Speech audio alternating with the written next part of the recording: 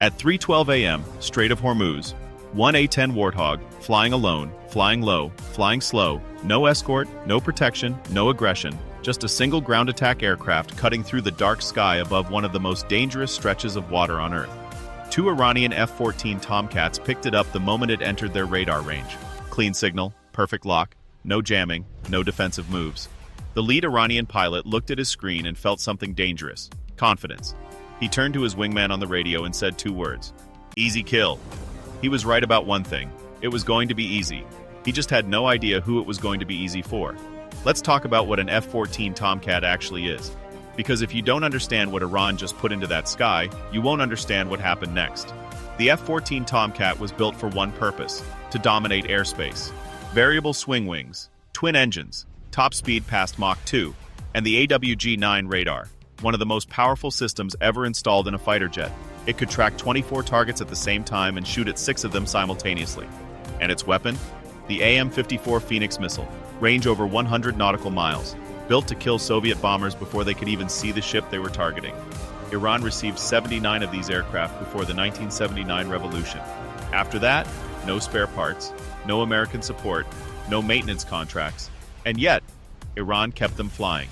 Through reverse-engineered components, local repairs, and sheer determination, the Iranian Air Force kept its Tomcats in the sky.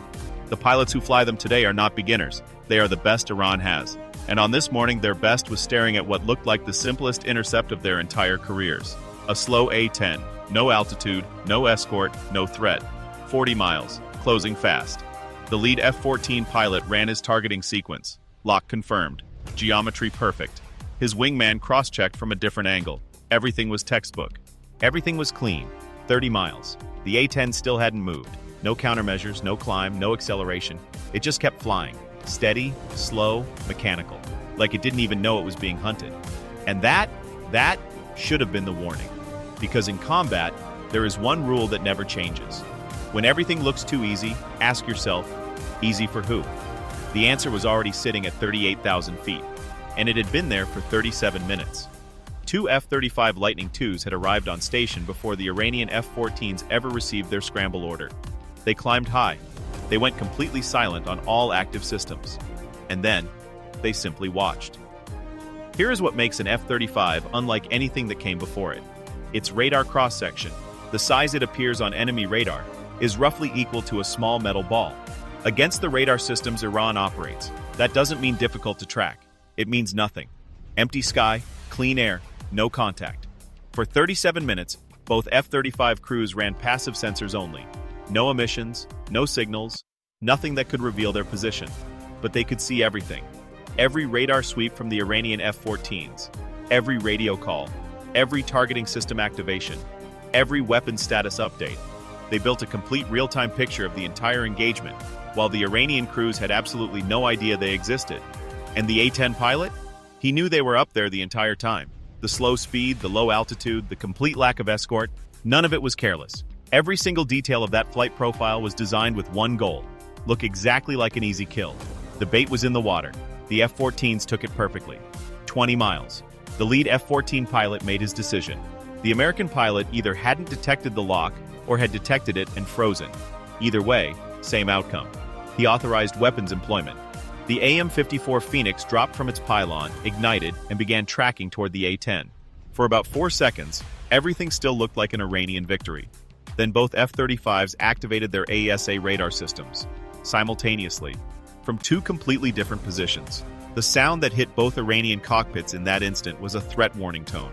Continuous, urgent, from two directions, from two aircraft that did not appear on any radar screen either F-14 was looking at. Total confusion. Instant. Your missile is already in the air. You have lock warnings from platforms you cannot find. Your wingman is shouting. Your radar is sweeping clean air and returning nothing. The tactical picture you spent 35 minutes building, gone. Replaced in under 1 second by the most dangerous thing in any cockpit. The certainty that you don't understand what is happening around you. The lead F-14 broke hard. Left, down, throttles full, executing a notch maneuver. A classic defensive move designed to hide in radar blind spots. It works perfectly against 1970s radar systems. The F-35's AESA radar is not a 1970s system. It runs multiple beams simultaneously, shifts frequency thousands of times per second, tracks, jams, and collects data, all at the same time, without losing any single function. The Notch bought the lead Tomcat exactly 0 additional seconds. The AM-120 AMRAAM was already off the rail, already locked, already running on its own seeker, no further input needed from the F-35 that fired it. The lead F-14 came apart at 16,000 feet, a single white flash over the strait. There and gone in 2 seconds. No ejection, no distress call. The water closed over it quietly. The wingman ran. And honestly, that was the right call. With his lead aircraft gone, threat warnings screaming, and 2 invisible platforms holding lock from positions he still couldn't find, there was only one rational decision: get out. He pushed his throttles to maximum, turned hard toward Iranian airspace, and ran. The F-35s didn't follow. They watched him go. The A-10 Warthog banked slowly and resumed its patrol heading. It had never changed course, never deployed countermeasures, never climbed above 800 feet. The Phoenix missile the Iranian crew fired had missed completely. Its seeker lost the geometry once the engagement collapsed. The Warthog flew on, slow, ugly, completely untouched, exactly as planned. Somewhere in Iran, one F-14 pilot was racing home with the hardest debrief of his life. 2 aircraft launched. 1 came back. The target, a slow, lumbering ground attack jet, flew away without a scratch. And the aircraft that destroyed the lead Tomcat never appeared on radar. Not once.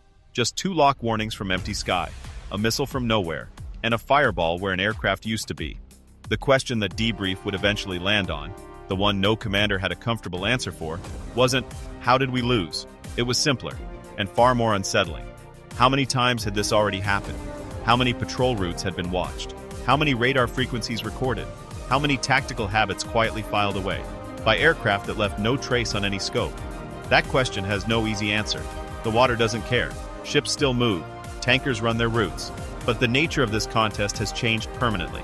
The F-14 Tomcat is a genuinely dangerous aircraft. The Iranian pilots who fly it are genuinely skilled.